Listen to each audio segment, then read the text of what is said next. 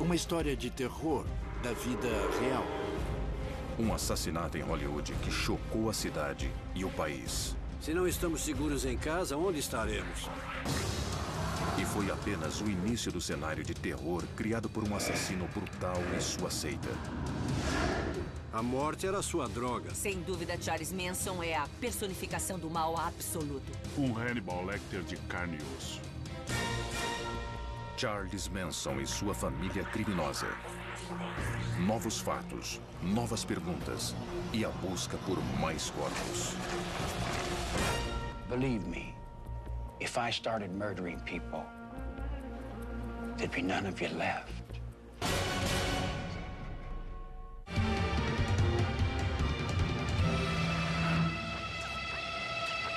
Serial Killers.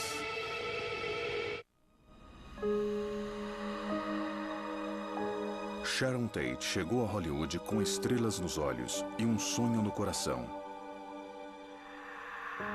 Ela era uma aspirante atriz de beleza inegável.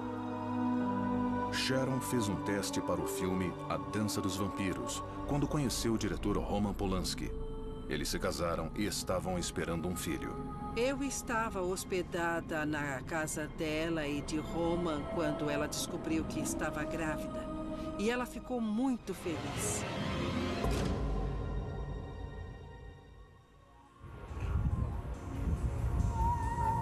Mas enquanto os Polanskis faziam planos para sua família, uma outra família, sádica e cruel, cuidaria para que os sonhos de Roman e Sharon jamais se realizassem. Tudo graças a um homem. Charles Manson. É a história de um Hannibal Lecter de carne e osso. É como se ele fosse um personagem criado pela mente de algum roteirista.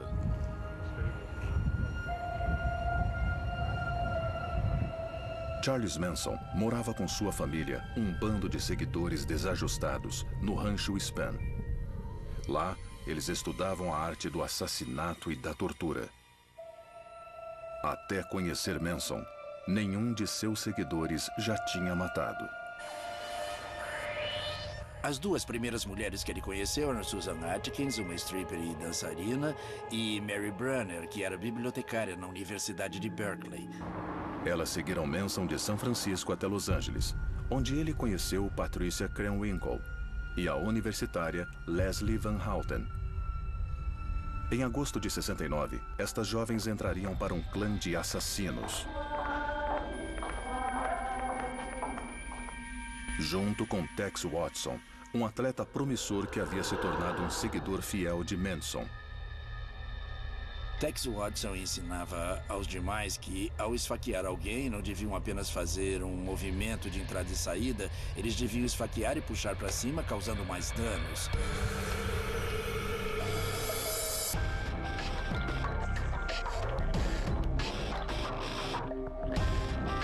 Manson, um aspirante a músico, e Tex Watson conheciam a casa de Tate. Eles a visitaram quando era alugada pelo produtor musical Terry Melcher. Manson esperava que Melcher o ajudasse em sua carreira. Melcher teria dito a Manson que não ia produzir nenhum de seus álbuns porque as músicas não eram boas. Isso deixou Manson bravo. Então eu sempre achei que Manson foi à casa de Tate achando que Terry Melcher ainda morava lá.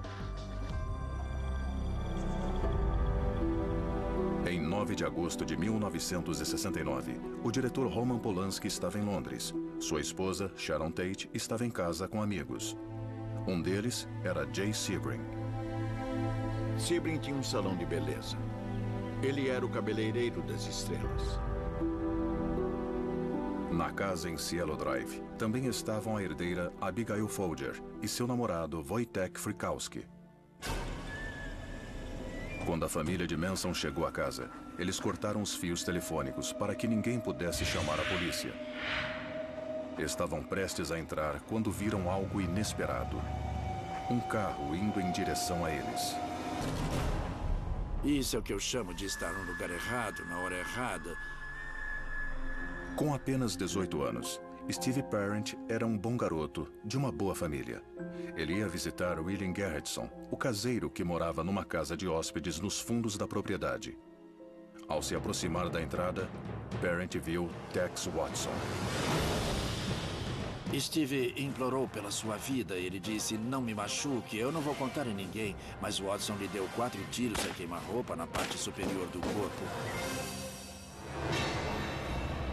Uma vez lá dentro, Watson encontrou Wojtek Frykowski dormindo no sofá da sala. Watson o acordou e disse que era o diabo e que estava lá para fazer a obra do diabo. Em seguida, as outras vítimas foram reunidas. Jay Sebring era faixa preta em karatê e não estava gostando nada daquilo.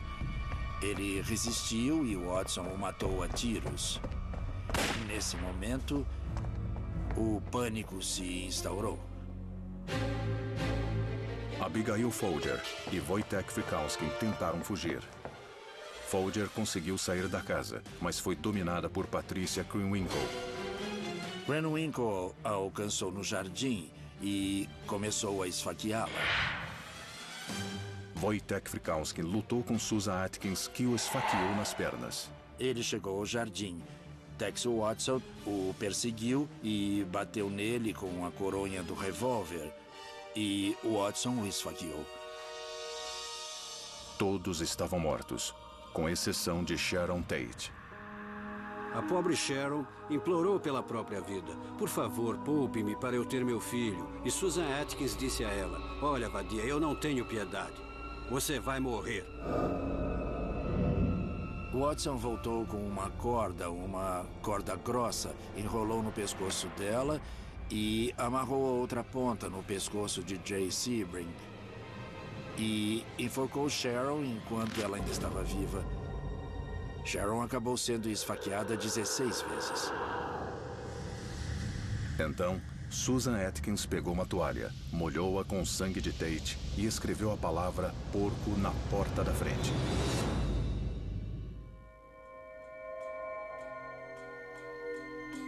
Pela manhã, quando a notícia do crime foi divulgada, o medo se espalhou.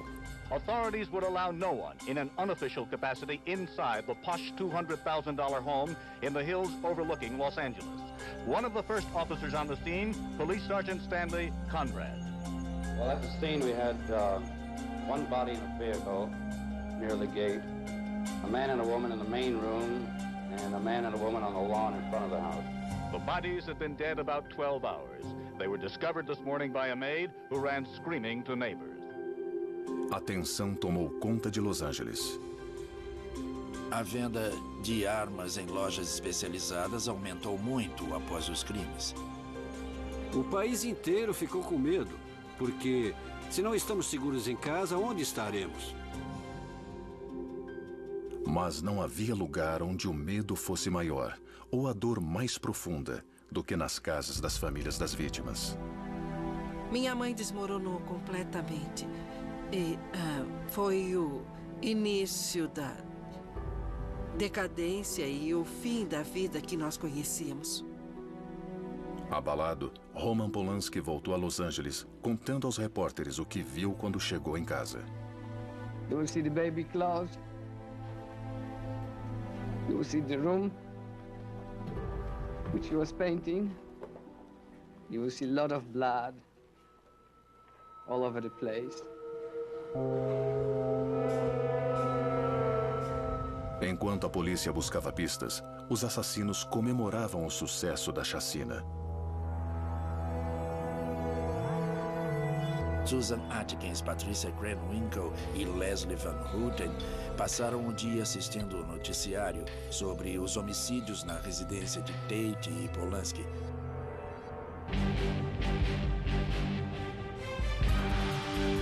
O Departamento de Polícia de Los Angeles trabalharia dia e noite à procura dos assassinos. Mal sabiam eles que a onda de homicídios de Manson ainda não tinha acabado.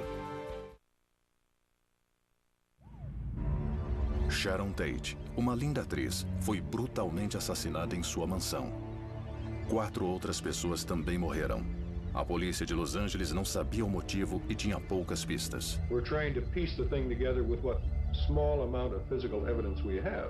Quando esse crime foi cometido, a análise da cena do crime era apenas uma investigação policial e não era uma investigação científica. Então, talvez tenham mexido nos móveis e destruído evidências. Muitos erros foram cometidos.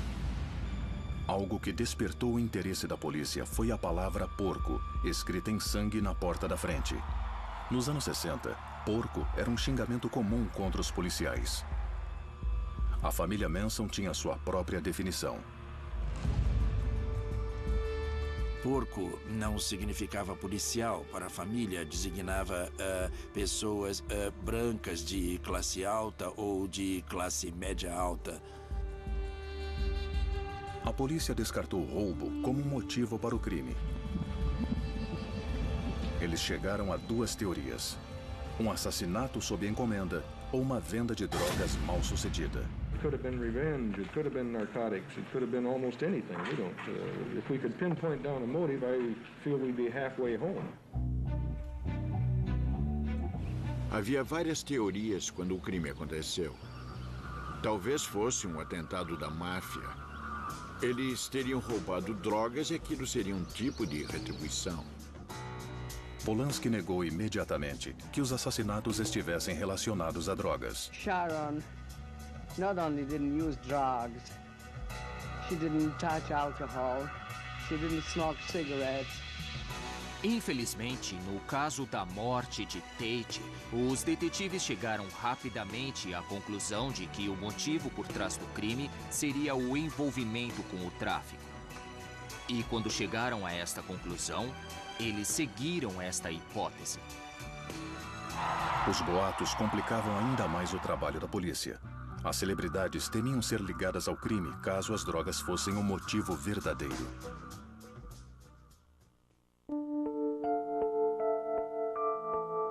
Os membros do círculo social dela, seus colegas em Hollywood, criaram histórias malucas, estavam muito ocupados apontando o dedo e espalhando rumores que precisavam ser investigados pelos detetives encarregados do caso.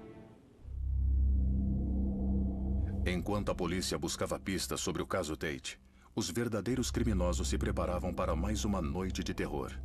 Eles deixaram o rancho e dirigiram pelas ruas de Los Angeles por cerca de 4 horas procurando pessoas para matar. Era 10 de agosto de 1969. Lino e Rosemary LaBianca estavam voltando a Los Angeles após uma viagem de fim de semana. Eles tinham ido ao Lago Isabella para pegar o barco de esqui aquático para que o filho de 15 anos de Rosemary e seu amigo pudessem usá-lo durante as férias escolares. Então, eles tinham acabado de chegar na cidade quando pararam na banca de jornal de John Falcianos. John lembra que estava na hora de fechar, pois ele sempre fechava às 2 da manhã. Ele vendeu um jornal com o caso Tate estampado na capa. Eles ficaram chocados ao saber de um crime tão brutal, tão perto de casa. E uma coisa muito incomum aconteceu, e talvez não tão incomum para Rosemary, que era uma pessoa sensível. Quando John contou sobre os crimes, ela começou a chorar. Infelizmente, aquela acabou sendo a última noite dos LaBiancas. Manson entrou na casa de Lino e Rosemary por uma porta aberta. Ele os amarrou dizendo que era um assalto e que não ia machucá-los. Manson saiu da casa e mandou Tex Watson, Patricia Krenwinkel e Leslie Van Houten saírem do carro. Ele disse: não causem pânico e medo como ontem à noite, não demonstrem que vão matá-los. Van Houten e Krenwinkel levaram Rosemary até o quarto para matá-la. Watson matou seu marido na sala de estar. Depois Watson e Van Houten esfaquearam Rosemary LaBianca até a morte. Foram 42 facadas. Após o crime, os assassinos fizeram um lanche na casa dos LaBiancas e percorreram a casa limpando as impressões digitais. Foram tão minuciosos que, quando os peritos chegaram, não encontraram nenhuma digital de Watson, Van Houten ou Krenwinkel.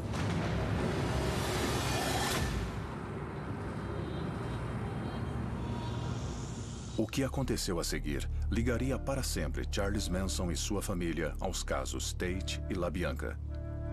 Krenwinkel molhou uma toalha no sangue e, ao lado da porta da frente, escreveu a palavra erga-se com o sangue de lino.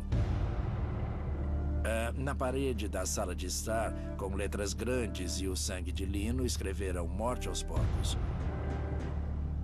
E na porta da geladeira, Krenwinkel escreveu as palavras caos total.